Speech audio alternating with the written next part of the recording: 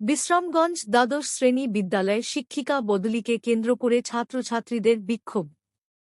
বিশ্রামগঞ্জ দ্বাদশ শ্রেণী বিদ্যালয়ের ইংরেজি বিষয়ের শিক্ষিকা তানিয়া সাহার বদলির প্রতিবাদে সোমবার সকাল 10:30টা থেকে বিক্ষোভে শামিল হয় বিদ্যালয়ের ছাত্রছাত্রীরা।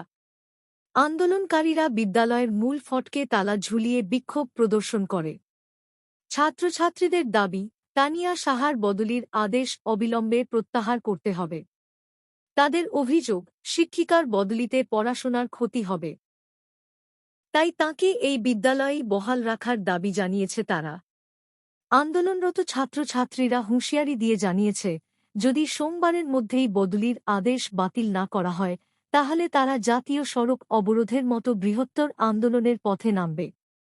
বিদ্যালয় কর্তৃপক্ষ বা সংশ্লিষ্ট শিক্ষা দপ্তরের পক্ষ থেকে এ বিষয়ে তাৎক্ষণিক কোনো প্রতিক্রিয়া পাওয়া যায়নি। তোমাদের এই স্কুলে গেটের সামনে তালা? দেখুন, আমাদের সকাল 10টা থেকে আমাদের বিক্ষোভ চলছে। বিদ্যালয়ের শিক্ষিকা পিজিটি ম্যাডাম তানিয়া সাহার বদলির প্রতিবাদে আমরা এখানে আন্দোলনে সামিল হয়েছি। আমরা 6 to 12 সকল ছাত্রছাত্রীরা এখানে এসেছে একটাই দাবি, তানিয়া ম্যাডাম থেকে বিদ্যালয় থেকে যাতে তানিয়া ম্যাডামকে বদলি না করা হয়। বিদ্যালয়ের মধ্যে 2জন পিজিটি টিচার আছে, তার মধ্যে থেকে যদি ওনাকে বদলি করে দেওয়া হয়, একজন থাকবে। একজন পিজিটি টিচার দিয়ে অ্যাপ্রক্সিমেটলি 1300 অফ স্টুডেন্ট আমাদের বিশ্রামগঞ্জ স্কুলে আছে। তাহলে একজন দিয়ে কি একজন পিজিটি টিচার দিয়ে 1300 স্টুডেন্টের কীভাবে ক্লাস হবে? এখন পর্যন্ত কি তোমাদের সঙ্গে এসে কি কোনো স্যার ম্যাডাম বা কেউ কথা বলেছে? কর্তৃপক্ষ কি বলেছে বা তোমাদের কি আশ্বাস দিয়েছে? এখন পর্যন্ত কি আশ্বাস পেয়েছো? আমরা লেটার পাঠিয়েছি, আমরা আমাদের তরফ থেকে আমরা একটি লেটার পাঠিয়েছি। লেটারের মধ্যে আমরা দুপুর 2টা পর্যন্ত আমরা সময়সীমা বেঁধে দিয়েছি।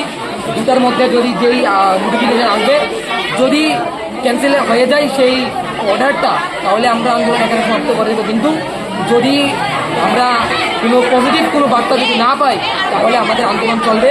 আমরা পরবর্তী স্টেপ আমরা নেব। সময় তাহলে তোমরা 2টা পর্যন্ত দেখবে না? তাহলে তোমরা তাহলে 2টা পর্যন্ত দেখবে? 2টা পর্যন্ত আমরা এখানে আছি, তারপর আমরা নেক্সট স্টেপ নেব। তারপর হলে তোমাদের আন্দোলন জারি থাকবে। তুমি কোন ক্লাসে পড়ো? আমি ক্লাস 12-এ পড়ি। আমি বিজ্ঞান বিভাগের ছাত্র, কিন্তু শুধু আমি একা নয়, এখানে 6 to 12 সকলে আছে। কারণটা সকাল নয়, এই নন সেকশনে যতটুকু আমি জানতে পেরেছি, তাদের ইংলিশের 2জন টিচার আছে, তার মধ্যে একজন টিচারের ট্রান্সফার অর্ডার বেরিয়েছে, আজকেই স্ট্যান্ড রিলিজ হওয়ার কথা। আর তারপরেই স্টুডেন্টরা এই টিচারকে না ছাড়ার জন্যে গেট তালা দিয়েছে। কতক্ষণ ছিল ম্যাডাম?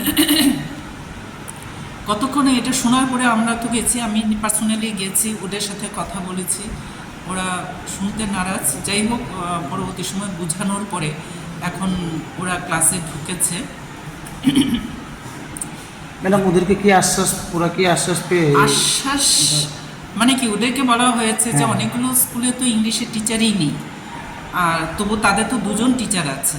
তো যেখানে নেই, যেখানে ট্রান্সফার করা হয়েছে ওখানে দরকার আছে, তার জন্যই ডিপার্টমেন্ট থেকে করা হয়েছে। তো ওই কথাটাই ওদেরকে বোঝানো হয়েছে।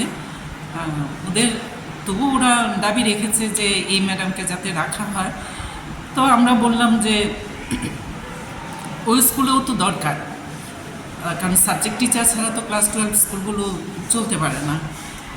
তো যাই হোক, ওরা এখন ক্লাসে ঢুকেছে, কিন্তু ওদের একটা প্রিন্সিপালের কাছে ওরা একটা অ্যাপ্লিকেশন করেছে যাতে ম্যাডামকে রাখা হয়। এই অ্যাপ্লিকেশন দিয়ে ওরা ক্লাসে ঢুকেছে। অ্যাপ্লিকেশনটা এইমাত্র আমার কাছে প্রিন্সিপাল পাঠিয়েছেন, করেই পাঠিয়েছেন, অফিসিয়ালি পাঠিয়েছেন। তো আমার তো করার কিছু নেই, এই মুহূর্তে তো ওনাকে ছাড়তেই হবে, যেহেতু স্ট্যান্ড রিলিজ আজকেই ছাড়তে লাগবে।